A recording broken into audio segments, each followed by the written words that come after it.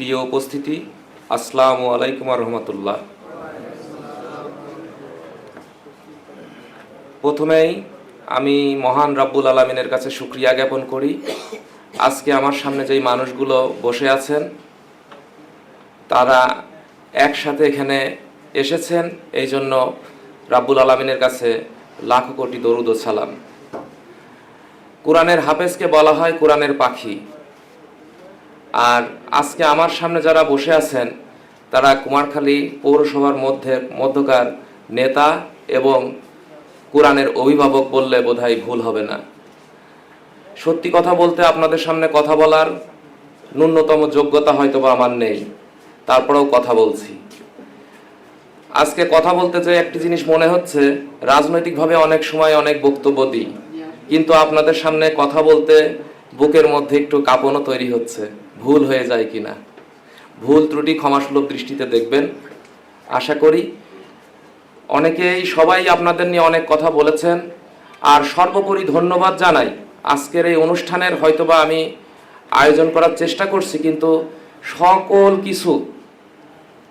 সকল কর্মকাণ্ড করেছেন এবং পরিশ্রম করেছেন আমাদের সকলের প্রিয় মাহমুদ শরীফ ভাই। ওনার জন্য দোয়া করবেন। আসলে ইমাম সাহেবদের নিয়ে এবং খতিব মুয়াজ্জিন তাদেরকে নিয়ে শরীফ ভাইয়ের পোস্ট দেখে আমি শরীফ ভাইয়ের সাথে আলাপ করি। তারপরে শরীফ ভাইয়ের সাথে বসে কিভাবে কি করা যায় আমি আমার স্বল্প সামর্থ্য দিয়ে যতটুকু পেরেছি আপনাদের পাশে থাকার চেষ্টা করেছি। আপনারা দোয়া করবেন যেন আল্লাহ তাআলা আপনাদের পাশে থাকার জন্য আমাকে সামর্থ্যবান করে। এবং শুধু আজকে পৌরসভা নিয়ে করলাম, আমি যেন কুমারখালীর প্রতিটা ইউনিয়নের মসজিদের ইমাম, মুয়াজ্জিন, খতিব এবং খাদেমদের নিয়ে কাজ করতে পারি, সেই তৌফিক যেন মহান রাব্বুল আলামিন আমাকে দান করেন। দোয়া করবেন আপনারা।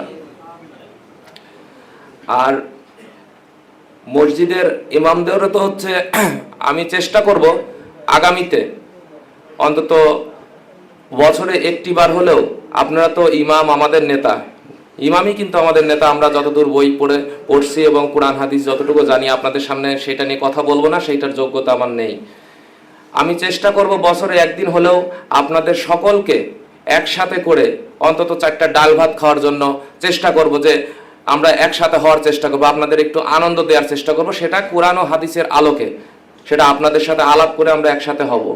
সালাম ভাই একটা কথা বলেছেন মসজিদের কমিটি নিয়ে। আমি সালাম ভাই বলতেছি এই জন্যই, আমরা ছোটকাল থেকে সালাম ভাইয়ের সাথে বেড়ে উঠেছি। ওই স্টেশন মসজিদ যখন শুরু হয় টিনের চালা দিয়ে, তখন থেকে আমরা সালাম ভাইয়ের সাথে একসাথেই বেড়ে উঠেছি। সালাম ভাই আমাদের বয়সে বড় হলেও আমরা বন্ধুর মতো সালাম ভাইয়ের সাথে চলছি ছোটকাল থেকেই, সেই জন্যই বলছি। তো মসজিদের এই কমিটি নিয়ে কিছু কথা বলি। আসলে মসজিদের কমিটি যখন দেখি, কমিটি হওয়ার জন্য বিভিন্ন জায়গায় মারামারি খুনাখুনি পর্যন্ত হয়। আমার আসলে মাথায় আসে না যে মসজিদ কমিটি নিয়ে মারামারি খুনাখুনি হওয়ার কি আছে। মসজিদের মধ্যে কি কোনো ব্যবসা আছে? যারা মূলত ইসলামের জন্য কাজ করবে, যারা সেবা করবে, তারাই কিন্তু মসজিদ কমিটিতে আসবে। আমি সালাম ভাইয়ের মসজিদ দিয়ে কথা বলি। সালাম ভাইয়ের মসজিদে কমিটি আছে, সেই কমিটি কিন্তু আমার মনে হয় দীর্ঘ অনেক জনাব্দী, না ভাই, অনেক জনাব্দী কমিটি আছে। আমি চেষ্টা করি পাশে থাকার, কিন্তু অনেক সময় হয় যে প্রায় দিনই আমার কাছে একটা কথা বলতেছে। আমি সেদিন বললাম যে মসজিদের যেই কমিটি আছে, সেই কমিটির যদি সদস্য 30 জন 40 জন সদস্য থাকে, মাসে যদি 1,000 টাকা খরচ করার ক্ষমতা না থাকে, তাহলে ওই কমিটির লোকের তো দরকার নাই। ওই কমিটির লোকের কিন্তু দরকার নাই। কমিটির লোক 20,000 টাকার জন্য বিভিন্ন জায়গায় যে সহযোগিতা চাচ্ছে। তাহলে আমি যদি একটা কমিটিতে 40-50 জন থাকে, সেই কমিটি যদি প্রতি মাসে 1,000 করে টাকা ওই মসজিদ কমিটির ফান্ডে জমা করে, তাহলে কি আর বাইরের লোকের দরকার আছে? দরকার নেই। কিন্তু দেখা যাচ্ছে যে যার মন মানসিকতাই নেই যে এই কমিটিতে বা এই মসজিদে 100টি টাকা দান করবে, সে ওই কমিটির সভাপতি সেক্রেটারি হওয়ার জন্য অস্থির হয়ে আছে। মসজিদের কমিটিতে এমন একটি লোক আসার দরকার যে অরাজনৈতিক হবে, মন মানসিকতা থাকবে যে ইসলামের জন্য 2টি টাকা দান করব, মসজিদের জন্য 2টি টাকা দান করব। যদি সেই মন মানসিকতা না থাকে, তাহলে সেবামূলক প্রতিষ্ঠানে আমার সভাপতি সেক্রেটারি হওয়ার দরকার নেই। শুধু মসজিদ না, মসজিদ, তারপরে গোরস্থান, মাদ্রাসা, এই কমিটিগুলোতে আসার তাদের কোনো যোগ্যতাই আমি মনে করি যে নেই। যারা এই দান করার ক্ষমতা যাদের নেই, অনেকের ক্ষমতা আছে কিন্তু মন নেই, অন্তত তার একটু মন থাকার আমার মনে হয় দরকার।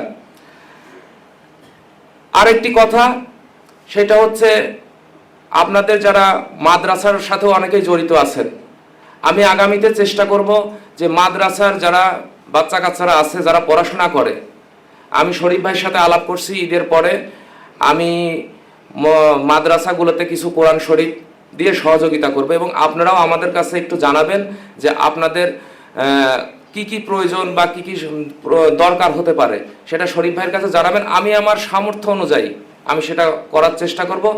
এবং শুধু আরেকটা কথা বলি যে আমি পৌরসভায় নির্বাচন করব, হয়তোবা আপনারা মনে করতেছেন এই জন্য আপনাদেরকে ডেকেছি, আসলে না, আমার মন আছে, আল্লাহ যদি আমাকে সামর্থ্য দেয় আমি পৌরসভায় নির্বাচন করলেও আপনাদের সাথে থাকবো, না করলেও থাকবো, মেয়র হলেও থাকবো, না হলেও থাকবো। আমি শুধু পৌরসভা নিয়ে না, আমি ইমামদের নিয়ে, খতিবদের নিয়ে, মুয়াজ্জিনদের নিয়ে আমি প্রত্যেকটা ইউনিয়নে আমার কাজ করার চিন্তা ভাবনা আছে। এবং আপনারা যে আলেম সমাজ আছেন, আমাদের তো মরলে পরে আপনাদের লাগবে, আমাদের বাড়িতে যদি কোনো কিছু দোয়ার অনুষ্ঠান করি আপনাদের লাগবে, তাহলে আপনারা আমাদের কাছে কিন্তু সর্বোচ্চ সম্মানিত একজন মানুষ।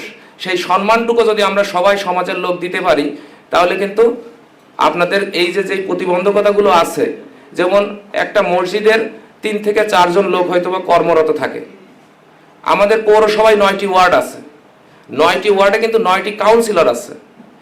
পৌরসভায় যেই বাজেট আসে, যে প্রতিদিনের যে খরচটা আসে, সেই খরচটার অপচয় যদি আমরা সাশ্রয় করি, পৌরসভায় এই 34টা মসজিদের 9টি কমিশনারের মাধ্যমে আপনাদের কিন্তু সরকারি যে বেতনটা আপনাদের আসে, তার সাথে কিন্তু আরো 2-4-5 হাজার টাকা অ্যাড করে দেওয়া যায়।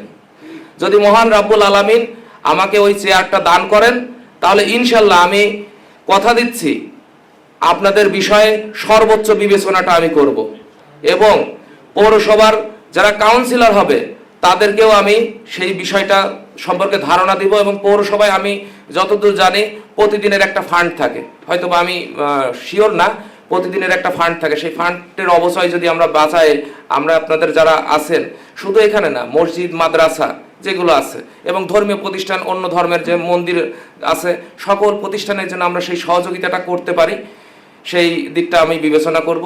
এবং আপনারা সর্বোপরি আমার জন্য দোয়া করবেন, আমার পরিবারের জন্য দোয়া করবেন, আমার সন্তান, আমার 2টা সন্তান আছে, একটা মেয়ে আছে, একটা ছেলে আছে, তাদের জন্য দোয়া করবেন এবং আমার পরিবারের আত্মীয় স্বজনের জন্য দোয়া করবেন। সর্বোপরি দেখেন, আমাদের দেশের প্রধানমন্ত্রী তারেক রহমানও কিন্তু আপনাদের নিয়ে এই প্রথমে ভাবা শুরু করেছেন। এই ঈদে আপনাদের নিয়ে তিনি বলেছেন যে আপনাদের ঈদের একটা বোনাস এবং বেতনের ভাতার কাজ করবে, তো তার জন্য আপনারা দোয়া করবেন। এই বলে আমি আমার সংক্ষিপ্ত বক্তব্য শেষ করছি। ধন্যবাদ সকলকে।